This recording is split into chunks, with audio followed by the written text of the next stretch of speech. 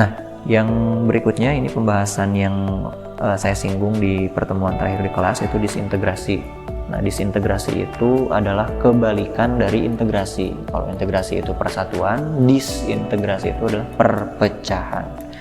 Nah, perpecahan juga ini merupakan satu fenomena yang terjadi di masyarakat gitu ya, bahkan banyak lah, dari mulai levelnya yang di keluarga sampai mungkin levelnya yang paling luas itu misalkan antar negara. Nah, untuk pembahasan mengenai disintegrasi, kawan-kawan nanti bisa baca pengertiannya. Yang pertama, kalau di halaman 45 itu ada gejalanya ya. Kemudian nanti ada bentuk-bentuknya ya, ada kenakalan remaja, aksi protes dan demonstrasi, pergolakan daerah, dan kriminalitas. Jadi untuk bentuk-bentuk disintegrasi sosial ini harus bisa menjadi semacam rambu-rambu agar kawan-kawan waspada gitu ya. Ketika banyak kenakalan remaja, ketika banyak protes atau demo, ketika banyak pergolakan dan banyak kriminal, ini ciri-ciri berarti sedang terjadi perpecahan di satu lingkungan gitu ya. Kemudian tadi untuk gejalanya ya, diantaranya gejala itu ada 4. Sebagian besar anggotanya tidak lagi mematuhi norma, jadi tidak lagi mematuhi aturan sebagian besar masyarakatnya. Kemudian timbul ketidaksepahaman, jadi tujuannya itu mulai berbeda, pemahamannya mulai berbeda. Kemudian sanksi yang diberikan kepada pelanggar aturan atau pelanggar norma itu tidak dilaksanakan dengan konsekuen atau tidak dilaksanakan dengan tepat atau dengan konsisten. Dan yang terakhir adalah menurunnya kewibawaan para tokoh masyarakat dan pimpinan masyarakat, sehingga masyarakat itu bingung siapa yang harus dijadikan teladan ya, harus dijadikan sebagai panutan. Ini adalah gejala-gejala atau tanda-tanda terjadinya disintegrasi. Kalau misalkan tanda-tanda ini belum terjadi atau belum terlihat di lingkungan teman-teman, ya berarti belum ada arah terjadinya disintegrasi. Tapi kalau sudah ada, nah ini harus juga menjadi alarm, harus menjadi rambu-rambu, berarti perpecahan itu mungkin sudah dekat dengan lingkungan kita. Termasuk tadi bentuk-bentuk yang merupakan lanjutan dari gejala-gejala yang 4 gitu ya, mulai dari kenakalan sampai kriminalitas.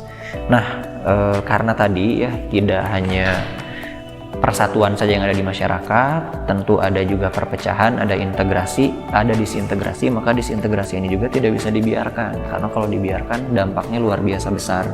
Sehingga adalah pemahaman atau adalah istilah, adalah materi yang dikembangkan gitu ya, mengenai reintegrasi. Reintegrasi itu artinya menyatukan kembali. Re itu kan kembali, integrasi itu bersatu. Berarti reintegrasi itu adalah bersatu kembali, menyatukan kembali masyarakat dari yang awalnya pecah agar bisa bersatu kembali gitu ya. Nah, diantaranya nanti ada beberapa tahapan ya, ada pemulihan, ya, rekonsiliasi, rehabilitasi, rekonstruksi, ya, kemudian ada reintegrasi. Nanti ada pengertiannya, ada tujuannya, ya, kemudian ada juga reintegrasi dalam kehidupan sehari-hari. Dan terakhir ada reintegrasi dan koeksistensi sosial dalam kehidupan damai di masyarakat. Nah, ini mungkin nanti bisa kawan-kawan baca, karena saya kira tidak terlalu sulit ya untuk teman-teman baca juga. Silahkan nanti teman-teman pelajari lebih lanjut di LKS-nya masing-masing.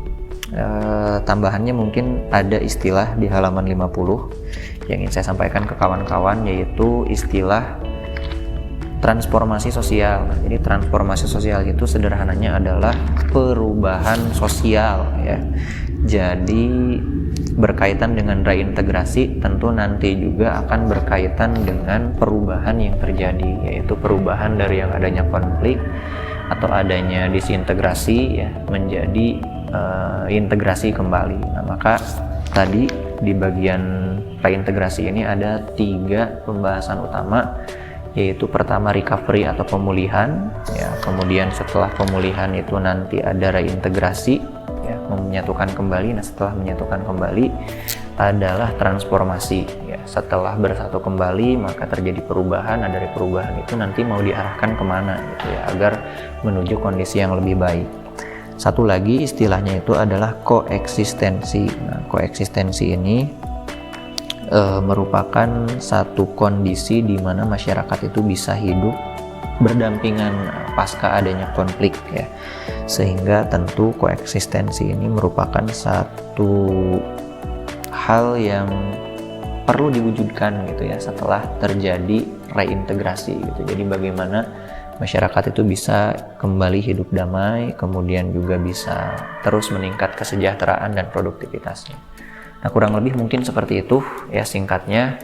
Jadi kalau diambil lagi benang merahnya, integrasi itu adalah satu konsep dalam sosiologi yang memang sangat penting ya, karena persatuan itu adalah salah satu yang paling diinginkan, yang paling dicita-citakan di berbagai lingkungan masyarakat, karena dengan adanya integrasi atau persatuan akan banyak manfaat.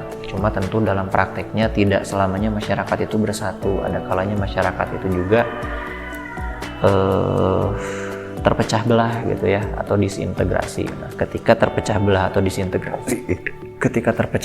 disintegrasi, maka tidak bisa dibiarkan. Harus ada upaya agar bisa mengembalikan dari yang awalnya, dari yang disintegrasi ini menjadi integrasi. Nah, ini yang disebut dengan reintegrasi.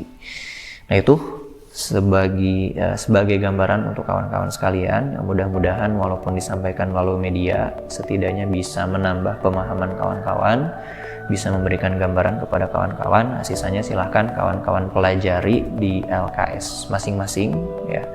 Kemudian ada latihan soal, silahkan dikerjakan. Nanti kalau ada kesempatan di semester depan, kalau Allah masih memberikan kesempatan kita bersua, kita juga nanti coba singgung materi yang saya sampaikan di kesempatan kali ini secara langsung, agar teman-teman bisa mendapatkan gambaran yang lebih jelas. Terima kasih, mohon maaf atas segala hal yang kurang berkenan. Assalamualaikum warahmatullahi wabarakatuh.